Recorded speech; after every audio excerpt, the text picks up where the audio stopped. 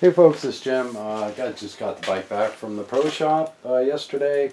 Thought I'd go over their findings. A couple of them I think you'll find very interesting. Throw that in with one of my findings and we come to a conclusion. Now, let me open with a disclaimer. You and your alone are responsible for your health, well-being, and safety with regards to your life and your bike. Anything I share in this video, do at your own risk. This video is not advice of any kind. This video is for entertainment purposes only. Those are my disclaimers. Okay, let's get into the major finding that I think you'll all be interested to hear. What my Pro Tuner found was that the head tube assembly was over-torqued. Okay, and we've got aluminum, steel, aluminum. Over-torquing on aluminum is very unforgiving, so that may be what's leading to a lot of your squeaking problem with regards to your handlebar assembly, folks. Yes, he found that over-torqued. He also found that the front dropout nuts, axle nuts, were over-torqued as well. Interesting. And remember, I found that two of my rotor screws weren't even properly finished being screwed down, let alone torqued properly. And then I had to unseat all the screws, reseat the rotor, and properly torque it. So we found three findings, all in the front end. Somebody obviously had a really bad day with regards to assembly of the front of this bike. Now the rear was fine, other than the preloads on that rear wheel, and I'll get to that. But my hypothesis is now that somebody was either not trained well or had a really bad day with regards to assembling the front of this bike. And maybe you got one like mine, I don't know, but I'm hearing a lot of people with squeaky handlebar assemblies out there, aren't they? Okay, so that's what the experience, somebody with 35 years of experience will get us knowledge of torque specs on an assembly like that, which I would have never known. In fact, I wouldn't even have broke the head tube down until 500 to 1,000 miles when I greased the race and the bearings. Okay, so that's what 35 years of experience will get you, is somebody who already knows what to look at for safety and things of that nature. Now, he thinks he was able to save it for me, and since I took the bike out of service early, he thinks I'm probably going to be okay, since he reset it properly and all of that. But he said keep an eye on it. If it does start squeaking and all of that, then obviously the torque was way too far and the metals have been altered. Okay, so that's something that I'm going to keep my eye on. But so far no squeak for me, but many of you are getting the squeak, so my suggestion is that might it. And that's why I recommend you take all of these direct to sale internet e-bikes to a pro and have them go over the bike. And these are the reasons why. I would have never known that over torque spec, and I'm sure most of you wouldn't either, but he did, and now he told me what to be paying attention to and look for.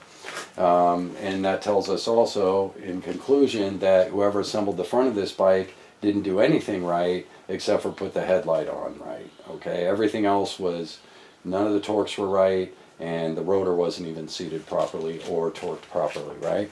So you already knew about that finding.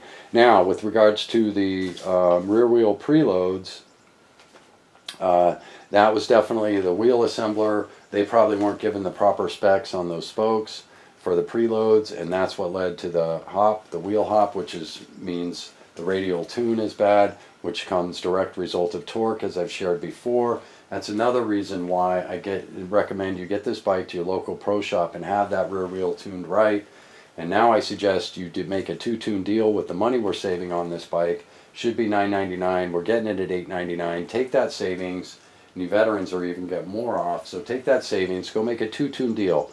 Out of the box, safety inspection and tune, and then at 100 to 150 miles, go back, all included in the same price, and get the bike going back over. Because whether you buy a $3,000 bike or Electric XP, you're going to have to retune the bike at 100 to 150 miles because the cables loosen up, the brakes break in, your derailleur's broken in, all of this stuff comes into play, and you just want another retune, right? And possibly your wheels going to be needing tuned as well, because that's just the way bikes are. And again, even if it's a $3,000 bike, you're going to have to get that 100 to 200 mile retune, just because that's normal on new bikes. You got to go through a break-in process with all bikes, okay? Doesn't matter what you pay for them. Okay, so I wanted to add too The reason why I think that rear wheel is critical is, consider this, folks. We have a 20 amp controller. If the bike is fully charged, and let's say I twist that throttle and I'm getting 20 amps to the motor at 50 volts, that's 1,000 watts potentially, okay? Then you add in my pedaling ability. Let's say I'm max pedaling at the same time. That's now 1,200 to 1,300 watts of power and torque to that rear wheel. That's why it's vitally important that those rear spokes be precise, okay? Or you're going to have to be tuning that wheel quite a bit. Now let's get into why is tuning wheels so, why am I such a stickler on that? Because a lot of people don't know that a lot of flats are caused by improperly tuned wheel. Think about it. You have millions of revolutions on those wheels as you go on and ride your bike, right? Over time. And it's a lot of friction if it's not tuned right. So you got all these rubbers and these compounds moving more than they should, creating more friction that should be there due to an improperly tuned wheel. The other thing is you may have a burr in your rim or a spoke nipple that's protruding too far. That friction is eventually going to lead to a leak in your tube as well, okay? So it's not just that we have tire liners in here to prevent the outside punctures, but there could be something coming from a rim that was improperly assembled or had a manufacturer defect that could be causing flats as well. And I try and share that with people. If you're continually getting flats, break down your tire, your wheel, and inspect it very well, okay? And make sure there's nothing inside your wheel assembly that could be causing friction and wear and then flats, okay? So know and be aware of that. And so then also, what did we get with our tune? We got all this knowledge of the bike, and on top of that we got the front wheel tuned as well as the rear. We got our front brake tuned as well as the rear, and on top of that I got my derailleur tuned, even though it was working fine. But John, knowing the turning derailleur, said, hey Jim, I think it's going to pop at 200 to 300 miles. You're probably going to have to tune it because you don't like the ticking noise anyway, because he knows me. And so he went ahead and tuned it anyway, which means I'll probably get 1,000 miles out of my tourney here, which is the lowest end Shimano makes. And all my bikes have higher end derailleurs on them. This is probably the only bike that I'm going to leave the tourney on. Most of my bikes never even had a tourney on them. But yeah, so be aware of that as well. He knew that tourney is notorious for going out of tune at about 200 and 300 miles. And generally I get 1,000 miles out of a derailleur tune. So it's just the way I ride my bikes and take care of them. But anyway, what I'm going to recommend for everyone is make that two-tune deal, please. Okay, I think it's going to be vitally important on this box. Remember, on this bike, Lectric is a new company. They're going to have assembly issues. Obviously, we had assembly issues in the front. Whoever was building this had a bad day that day, okay, or they weren't trained well or something. But the rear was done fine. So, you know, these are things that we're getting these bikes direct, and now we're responsible for all this. And I in no way knew the head tube torque specs. I don't think any of you did either. And now you're getting squeaky front ends, and there you go.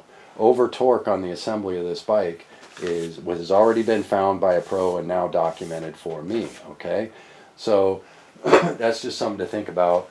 And the two-tune deal, I think, is going to be a great bargain for you. It's going to save you money, and they're going to make their money too, because the second tune is going to be really quick, okay, for them. So they're going to make money off you, and you're going to get a good ride. You know, instead of having a ticky, squeaky, rattly ride, you're going to have a nice, smooth bike to ride, and you're going to learn a lot about the bike as well in doing that.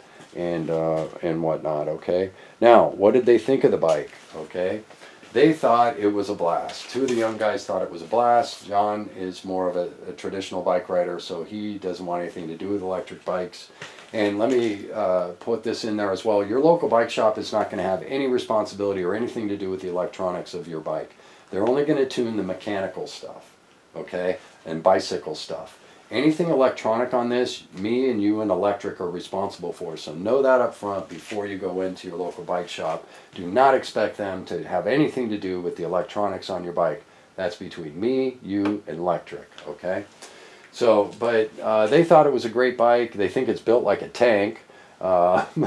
And as long as you take care of it, it should last a long, long time. They were a bit concerned over the torque specs on the front. And that, obviously, to me, my hypothesis is somebody was having a really bad day or they weren't trained well when they assembled the front of this bike. And that would be their agreement as well. So again, that's why I recommend you get that two-tune deal and save yourself a lot of headache and problems down the road. And whether you get one thing tuned or 10 things tuned, it's all going to be in the same price, folks. So that's why once I knew that rear wheel, the preloads weren't right, I just stopped everything and said, I'm just going to have them do the whole thing and go through it for me. All included in the same price. Isn't that awesome? So, yeah, but they like the bike. I think it is a good bike. As I've said, I think it's probably the best buy on the e-bike market right now, bang for the buck. But we do have some issues to be aware of, and bikes are made on Mondays and Fridays. So I don't know what bike you're getting and how it was assembled, and you don't know what one I got. Now you do, because I've been talking about it. But you know what I mean? So some people have a hard time getting that rear wheel out. Other people just barely need to span those rear forks to get the rear wheel out. So bikes are, you know, they're made by different assemblers. They're making 1,000 at a time. There's going to be a 5% failure rate in any manufactured process, hopefully a 98% success rate and a 2% failure rate. But the fact is there's going to be a failure rate in any manufacturing process. Electric is a new company, and that's why I reiterate, please get your two-tune deal at your local bike shop. Save yourself the headache so that you have a tick-free, rattle-free, squeak-free ride. Okay, and I think you're going to be a lot happier with your electric experience. Okay, and these are all just suggestions. Again, do everything at your own risk. This is not advice of any kind. You and you alone are responsible for your health, well-being, and the choices you make in your life and the safety with regards to your bicycle. All this is your responsibility, not mine. Those are my disclaimers. Okay. And so now I've got a great bike back. They even cleaned it for me. And again, they like the bike, and especially at the price I got it at. So those were your pros analysis of it. And yeah, so I hope you found this interesting, somewhat informative. Taking a bike to a local pro, something new, especially a folding bike. I've never had one before. To me, it's worth every penny because I get the information, and their experience and their knowledge is passed on to me of what to look for on this bike, since I've never had a folding bike. So I'm really grateful for that too. Yeah, I think we got a great bike here, but again, I reiterate, please get a two-tune deal on this bike. There can be manufacturing issues, okay? So Jim out.